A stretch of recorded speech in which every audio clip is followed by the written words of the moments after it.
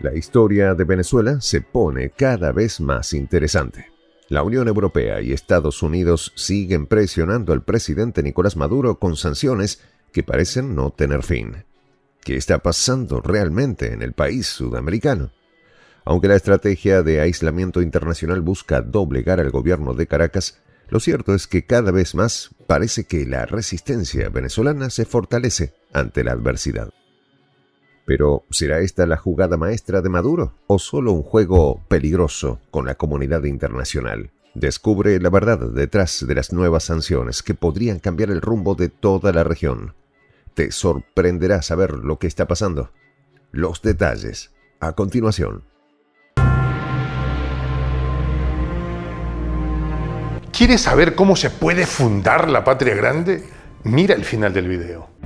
Nicolás Maduro los lleva locos. La Unión Europea, junto a Estados Unidos, insiste en su estrategia de presionar a Venezuela con la esperanza de debilitar a su gobierno, convencidos de que las sanciones económicas destruirían la resistencia de un pueblo que, a pesar de las adversidades, ha demostrado ser capaz de resistir cualquier embate. Sin embargo, la historia está lejos de ser tan simple. Los pasillos de Bruselas, tan acostumbrados a la quietud de sus decisiones diplomáticas, resuenan con un griterío inusitado, como si la política de sanciones impuesta contra Venezuela se hubiera convertido en el grito ahogado de quienes no logran entender la tenacidad de aquel hombre que defiende Caracas. Los líderes de la Unión Europea, por su parte, intensificaron su discurso en contra del legado chavista, acusando a Maduro de haber fraudulentamente proclamado su victoria sin que hasta el momento la oposición haya podido proporcionar pruebas contundentes que avalen tales acusaciones. A tan solo días de la proclamación de Maduro, el bloque comunitario decidió incrementar las sanciones que ya pesaban sobre Venezuela, como si en el pasado la imposición de estas hubiera dado resultado. Un total de 15 nuevos funcionarios fueron incluidos en la lista negra de la Unión Europea, en la que se encuentran figuras de primer plano del chavismo como la vicepresidenta Delcy Rodríguez y el poderoso Diosdado Cabello, actual presidente de la Asamblea Nacional y figura clave en el liderazgo del Partido Socialista Unido de Venezuela. Estos 15 nombres se suman a los más de 55 ya sancionados por la Unión Europea, que no solo enfrentan la congelación de sus activos en territorio europeo, sino también una estricta prohibición de viajar a la zona. Estas nuevas sanciones, que entrarán en vigor el 10 de enero, fecha en que Nicolás Maduro tiene prevista su toma de posesión, no son simplemente una reacción a los comicios de julio, sino un reflejo de una estrategia europea mucho más profunda: presionar al gobierno venezolano a renunciar a su cargo. Una estrategia que, por si fuera poco, está vinculada a la acusación del proceso electoral. Sin embargo, los datos de la propia Unión Europea revelan lo contrario. A pesar de las críticas, las sanciones impuestas solo parecen haber fortalecido la resiliencia de Venezuela y su capacidad para resistir el asedio económico, político y diplomático. Venezuela vivió unas elecciones presidenciales que, como tantas otras en los últimos años, estuvieron marcadas por la controversia. Nicolás Maduro, el hombre que, a pesar de los incesantes ataques externos y las más profundas crisis internas, sigue siendo un líder fuerte, proclamado vencedor por el Consejo Nacional Electoral. No obstante, las fuerzas opositoras y sus aliados internacionales, encabezados por la Unión Europea y Estados Unidos, rápidamente declararon que los resultados no eran válidos, demandando la presentación de actas que demostraran la transparencia del proceso. Pero la negativa del gobierno venezolano a ceder ante esas presiones solo fortaleció la figura de Maduro en el escenario nacional e internacional. Por otro lado, el papel de España en esta dinámica ha sido particularmente interesante. Mientras que otros países de la Unión Europea han sido firmes en su postura de sancionar y aislar a Venezuela, España, históricamente vinculado por lazos históricos y culturales con el país sudamericano, ha adoptado una posición más matizada. El ministro de Exteriores, José Manuel Álvarez, expresó en varias ocasiones que las sanciones impuestas por la Unión Europea son tan extensas que ya resulta difícil encontrar nuevos individuos para sancionar. No obstante, la opción de incrementar las medidas restrictivas sigue sobre la mesa, dejando claro que España, aunque más cautelosa, no está exenta de formar parte de este endurecimiento de la política contra Venezuela. La situación no es menos complicada para los opositores que han encontrado refugio en países como España y cuya figura más prominente es Edmundo González, el candidato que, según la oposición, habría ganado las elecciones de julio. Sin embargo, el reconocimiento por parte de la Unión Europea ha sido tímido, a diferencia de Estados Unidos, que ya ha señalado a González como el presidente electo y ha manifestado su disposición a apoyarlo políticamente. Italia, por su parte, ha seguido el mismo camino, mientras que otros países europeos, incluidos España y Francia, siguen siendo reacios a dar ese paso. Mientras tanto, el gobierno de Nicolás Maduro sigue haciendo oídos sordos a las sanciones y manteniendo una postura firme frente a los intentos de desestabilización externa.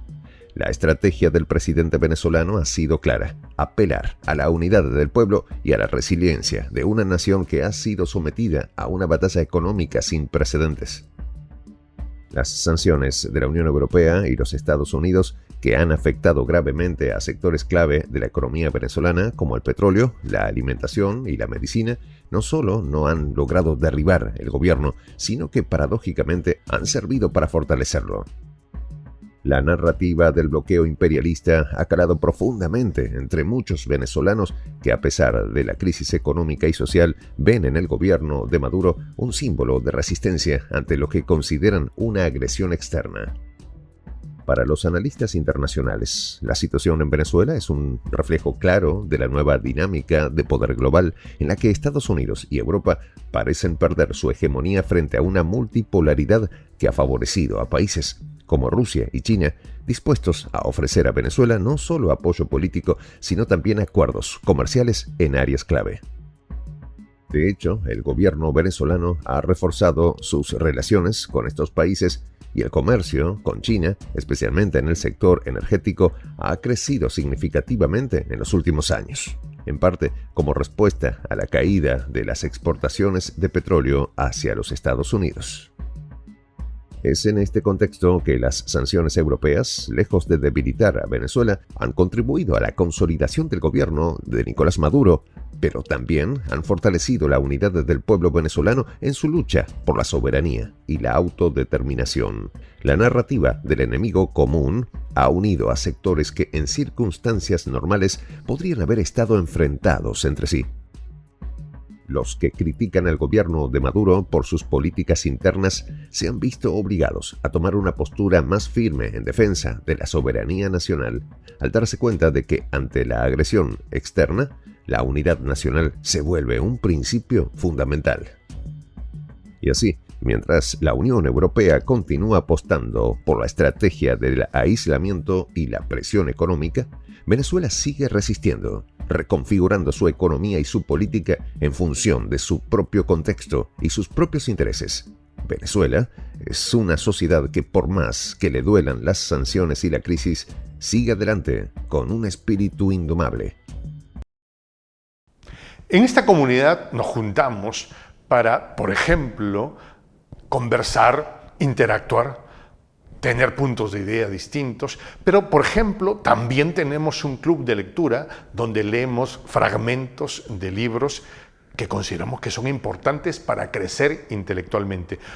También, por ejemplo, hacemos algo como lo que hace nuestro amigo el jefazo ahí en Bolivia. Les cuento la experiencia que me parece fascinante. Él tiene un restaurante ahí en Bolivia. Y en ese restaurante, ahí viene lo que tiene, un televisor. Y ustedes dirán, pero qué impresionante, ¿en qué contribuye que un restaurante tenga un televisor ahí en Bolivia? Una cosa muy importante, porque él, cada vez que abre su negocio, prende su televisor y pone los videos de prensa alternativa. Con eso, todos los días, poco a poco, con pasos muy concretos, él hace que toda la gente que vaya a su restaurante vaya insumiendo el concepto de la patria grande. Y así, pasito a pasito, estamos construyendo la patria grande. Son esos pasos pequeños pero concretos que hacen posible que el proceso de la construcción de la patria grande sea algo que ya comenzó, un hecho dinámico que no tiene retorno en la historia. Y de verdad a nosotros nos gustaría que tú seas parte de esa propuesta. ¿Qué tienes que hacer? Muy simple, dale clic en el botón unirse. De hecho, al hacerlo también contribuirás con una pequeña cantidad de dinero que permitirá que Prensa Alternativa produzca más y mejores videos. De verdad que te esperamos. La patria grande se va a construir cuando tú y yo y toda la gente de buena voluntad de América Latina y el Caribe comencemos a ser comunidad. ¿Cómo lo logramos? Interconectándonos todas las personas de buena voluntad que vivimos en América Latina y el Caribe. Y tienes una oportunidad de hacerlo, uniéndote a nuestra comunidad. Puedes hacerlo haciendo clic en el botón unirse que está en la parte de abajo. Soy el J, Juan José del Castillo, director del canal Prensa Alternativa. Si quieres ser parte de la comunidad de la Patria Grande, suscríbete a nuestro canal. Si es que quieres que te lleguen las notificaciones cada vez que subimos un video, activa la campanita. Si quieres apoyar a nuestro canal económicamente, puedes hacerlo a través de PayPal. El enlace está en la descripción del video. A nombre del equipo de Prensa Alternativa, me despido con esta expresión en el quechua milenario, Tupananchis Kama, cuya traducción es hasta volvernos a encontrar.